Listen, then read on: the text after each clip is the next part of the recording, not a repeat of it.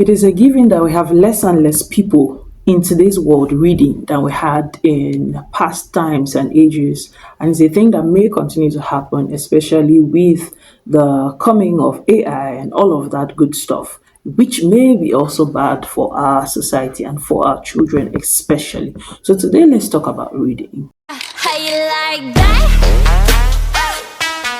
You gon' like that? So the statistics have shown that less and less people are picking up books today, and it is not something out of a whirlwind. It is facts and it is proving. And if we are honest with ourselves, we can look around us today and see that this is a thing. And it's sad that some people are not concerned about it because we have less and less people looking into actual books and reading words instead of just having visual representations on movies and in cartoons, animations, and video games. So why is it important to read? It is important to read because, first of all, the foundation of languages is letters, and we have to read them, we have to understand them, we have to have this cognitive ability to focus on a thing and look through it, and reading helps us have that patience and have that endurance to actually follow through on something, to read, to allow our brains to work on what we have read and then assimilate. But when we are constantly overstimulated by visuals that just give us everything without us having to actually use our brains to figure out stuff, I think it's a problem, and especially so with our children. I see how this lack of reading ability has become a menace to our children. It is hard for them to actually focus on schoolwork because they've not imbibed that culture of reading from the house. There's so much that their tutors can do, there's so much that this can do or that can do, but if they have not learned that discipline to actually follow through with work. So what reading actually does is to help you follow through with work. This is what I should be doing, and this is how I can let my brain think through this thing that I should be doing, and then I can get solutions from this thing that I should be doing.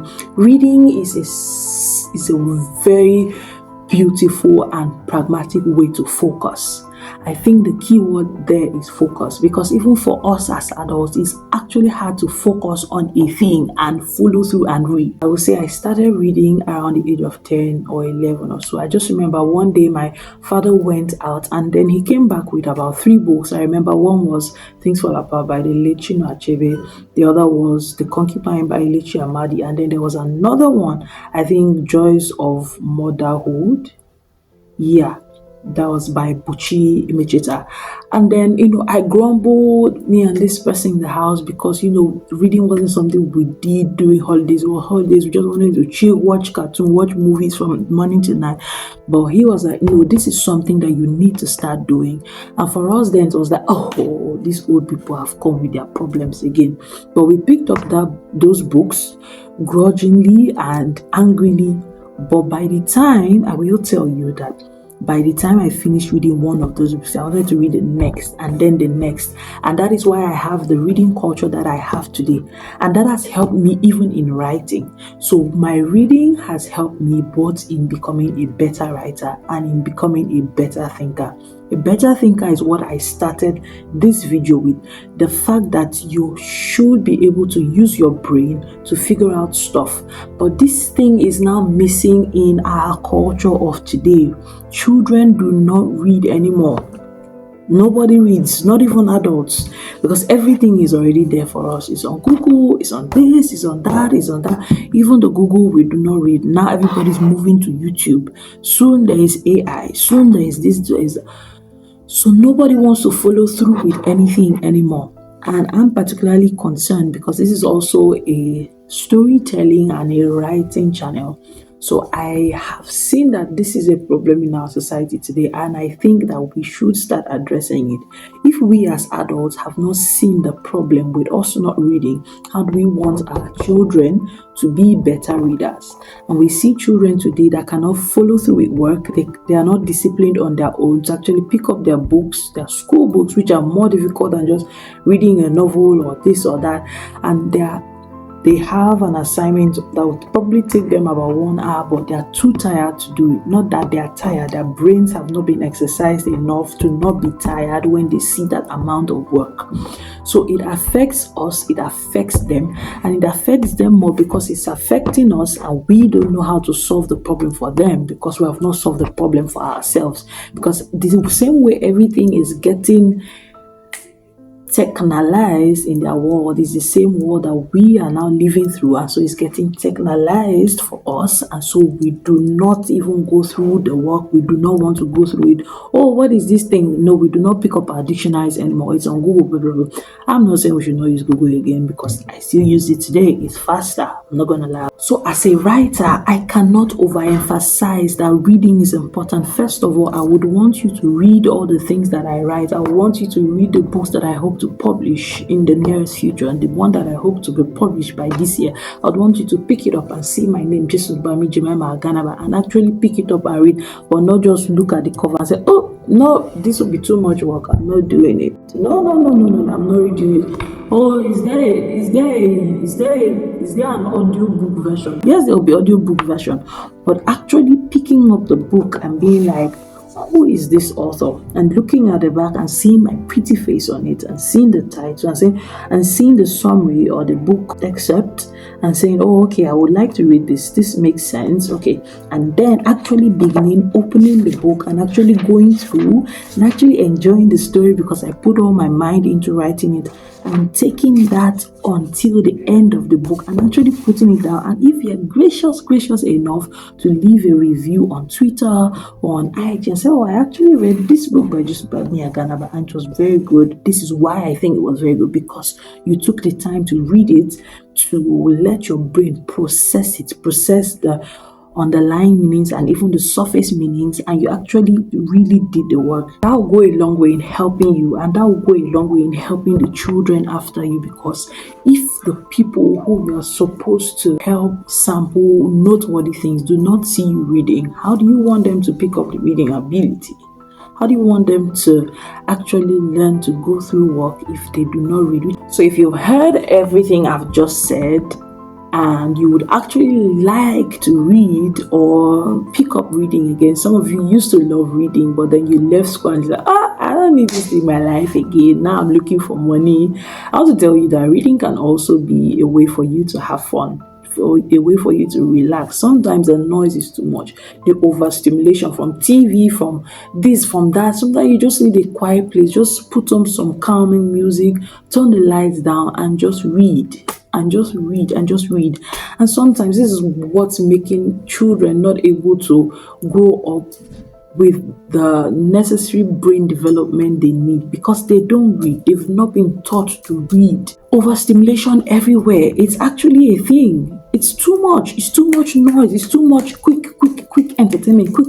Where is the place to actually put in my brain for me to be entertained? Where is the place for me to develop myself while also entertaining myself? So if you want to continue reading or start reading again or pick up reading from wherever you left off, maybe years ago when you left school, I have some tips for you. First thing I will say is desire it. There's nothing you can do without a desire. So desire it first. I used to be such a brilliant reader. What happened to me? I want to pick it up again. I want to start reading again. It starts from there. Oh, I see people speak. I see my mates speak somewhere and I would like to contribute to topics. That's a desire. Have that desire first. And then the next thing you need to do is to put those gadgets down. It got to a point this year, I had to tell myself, we will sleep at this certain time, and before bed we will read this. Either we are reading our Bible if we didn't read it in the morning, or we are reading a novel that we are trying to complete, or every month I'm going to buy a novel. I'm going to set aside this amount of money. I'm going to do this. I'm going to do that. It also starts with putting down those gadgets. When you are tempted to just be on Twitter for hours and hours and Instagram for hours and hours, looking through the life of other people while not creating your own life, let me add it there, and looking through the life of other people and being envious of their lives, you could use that time to read up something, read a blog, an article, a short story, whatever. Put those gadgets down. and then schedule your time. Let reading be amongst the things you schedule, just like you schedule work to do. Third thing I would say is read what interests you. If you go to start reading things about history or the planets, if that's not your interest, it can quickly bore you and then you just want to start sleeping. But if you're reading something that relates to science, if that's what you're interested in, or fiction, created worlds by writers, that would intrigue you and interest you. And before you know it, you want to start reading more, because that's how I started. My dad bought me these 3 African series books and I started reading them and they were interesting. And then I was like, I want to read more. And he bought more until I became old enough to start buying myself some books and diversifying. And now my best books are thrillers, and I buy those ones, psychological thrillers, because they intrigue me. I always want to read them, things from James Patterson and so on. When you find what interests you, your interest will keep you. And then the last point I would say is be interested in what you are reading. If you found what interests you, now you keep up that commitment by being interested in what you are reading. So don't just read it. They say we should be reading. No, let me just read. No, let you be interested in it, and that's how you grow. Because some of the many things I know now, I know by reading fiction. I didn't learn them in school, but just like, this is actually a thing, because sometimes you don't know it's a thing until you read it somewhere. So I've read it somewhere, I'm like, okay, this is a thing. That makes sense. And it's a knowledge I have. Of course, I can't count them off the top of my head now, but I know that there are some things that I've gotten knowledge about just by reading it in a fictional book, not even a book on science or technology, So you'll be interested in what you're reading. Learn to pick the lessons, so to say, and grasp the things. And thank God for writers. They always put in lessons, especially in fictional books. So this is moral lesson for me. This is one thing you can learn. This is one thing you can know. So you'll be interested in getting that, and you will get it. So these are the ways that you can commit to reading today. So if you are interested, I will recommend that you begin with fictional books. If you're an African, begin with African series, and then begin with these third generation books of people who are just coming up. People like myself. You can Google my name, Jesus Bami Aganaba. You will find some short stories I've written. Or Agajem Jimaima Jafet. I used to publish under those names in the past. You can begin with those short stories and those articles. Or you go on to see these new writers, new series, new generational series, people that are now talking about things that relate to us in this generation.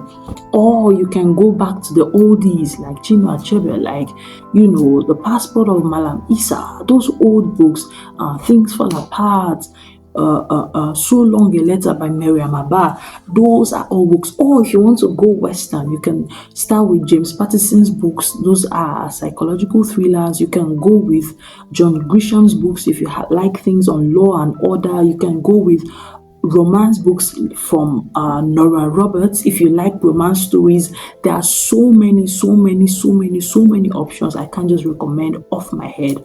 So I would say that if you want to begin reading, you can just Google some titles, some things that people have found to be very good and very educative, and you can begin from there and take your journey to the next step. So in conclusion, I know that they say that if you want to hide something from a black man, you should put it in a book, but I think that is a statement that you should reject all the days of your life, especially if your skin is as dark as mine. That should not be something that you laugh about. That should not be a giggling subject. That should be something very irritating. That should be something that you negate with all your heart and with all your power, because you know it is not true.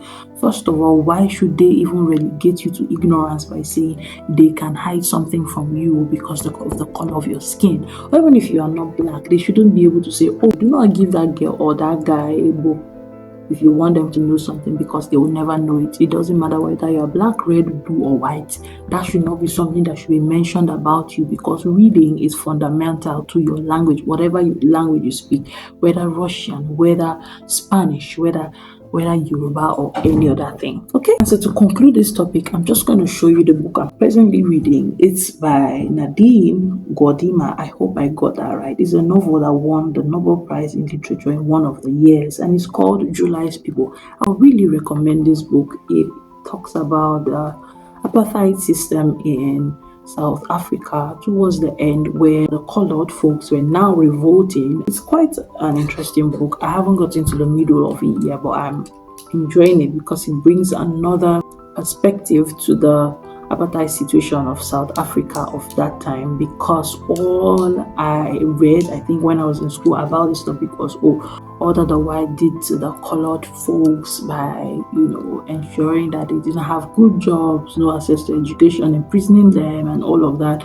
I read books like Susan Banks's Dead. I read books like a Walk in the Night. I think that's what it's called. I read other books. I can't remember right now. So many books on the apartheid situation, so many poems, but I never read something from this point of view of like the colored folks trying to revolt, trying to do their best to send out these people who have caused them havoc.